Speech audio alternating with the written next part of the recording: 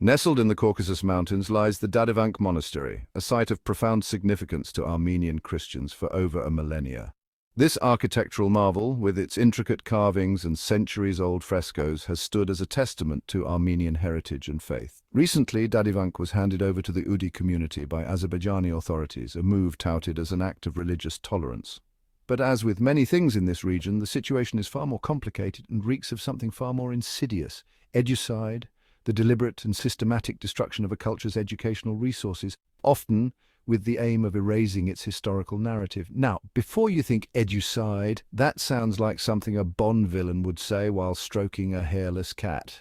Let me assure you, it's a very real and very troubling concept, because when we're talking about cultural heritage, it's not just about bricks and mortar, it's about the stories they tell, the history they embody, and the identities they affirm.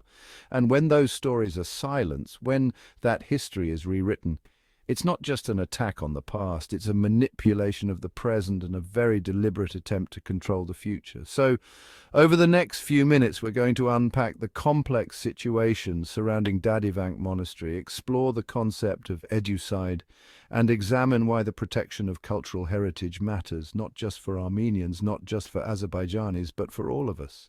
Because frankly, if we can't agree that a 1,000-year-old monastery deserves to have its history told truthfully, then what bloody hope is there for the rest of us?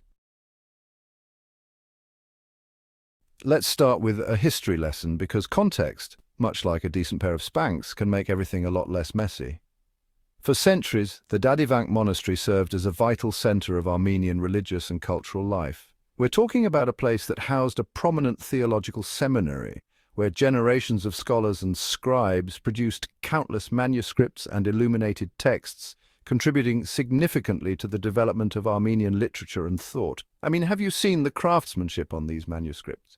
Exquisite. You try illuminating a page with a quill and some berry juice and tell me you wouldn't want that history preserved.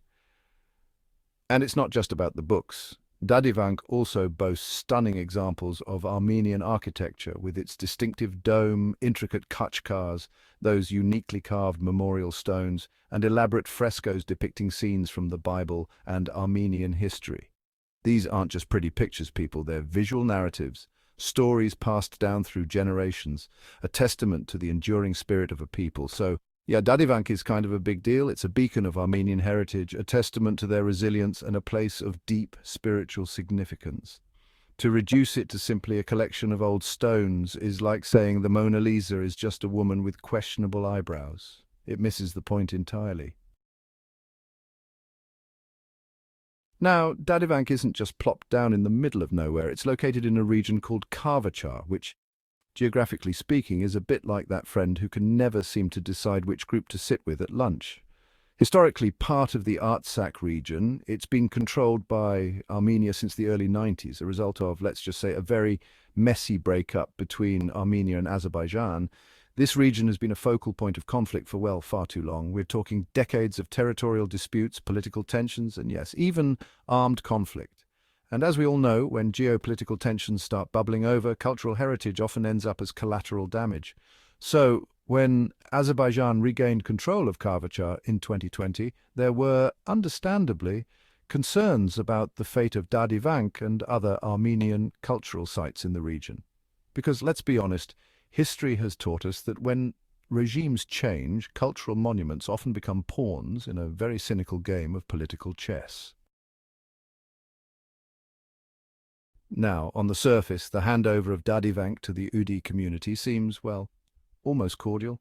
The Udi people, a small ethnic group with historical ties to the region, have been presented by Azerbaijan as the monastery's rightful custodians. And sure, there's a historical basis for this claim. The Udi community does have ancient roots in the region, but while Azerbaijan frames this handover as a gesture of religious tolerance, a beautiful tapestry of multiculturalism, critics see it as something a bit more, let's just say, strategic, because by placing Dadivank in the hands of a small, marginalized community with limited international clout, it becomes a lot easier to control the narrative surrounding the monastery. Control is what Baku wanted here.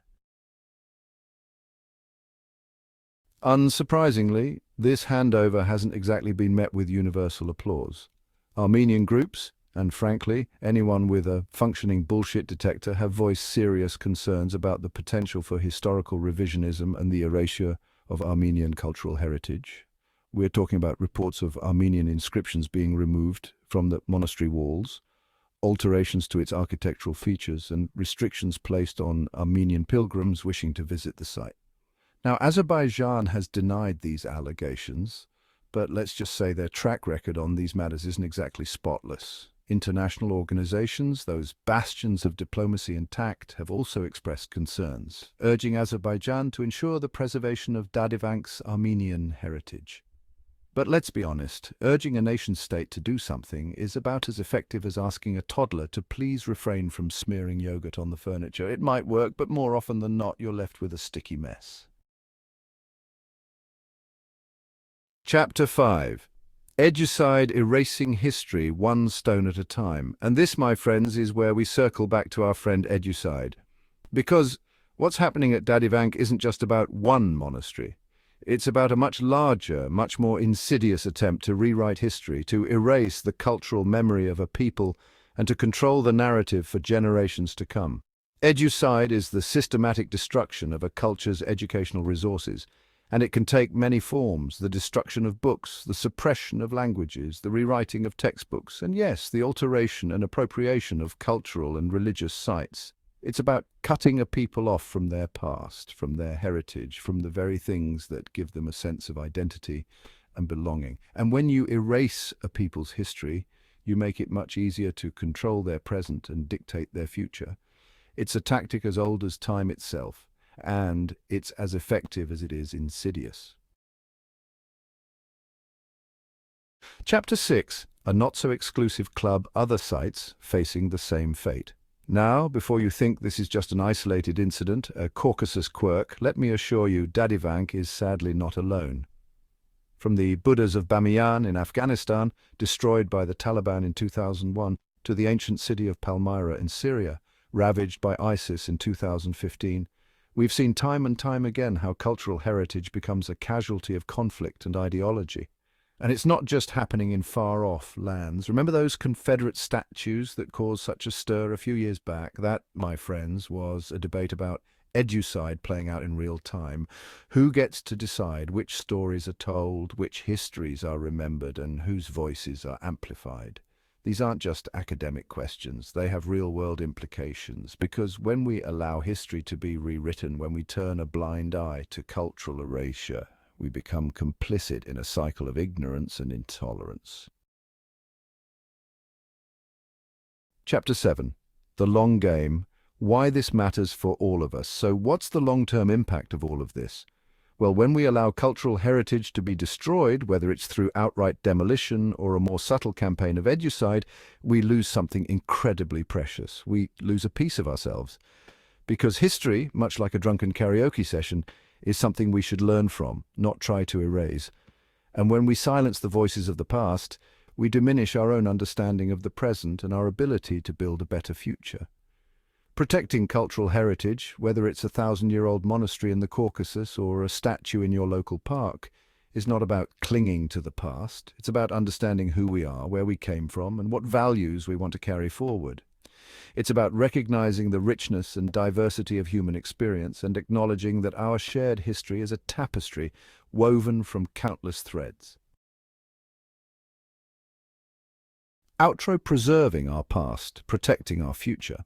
The situation at Dadivank Monastery is a stark reminder that the preservation of cultural heritage is not just an academic exercise, it's a matter of vital importance.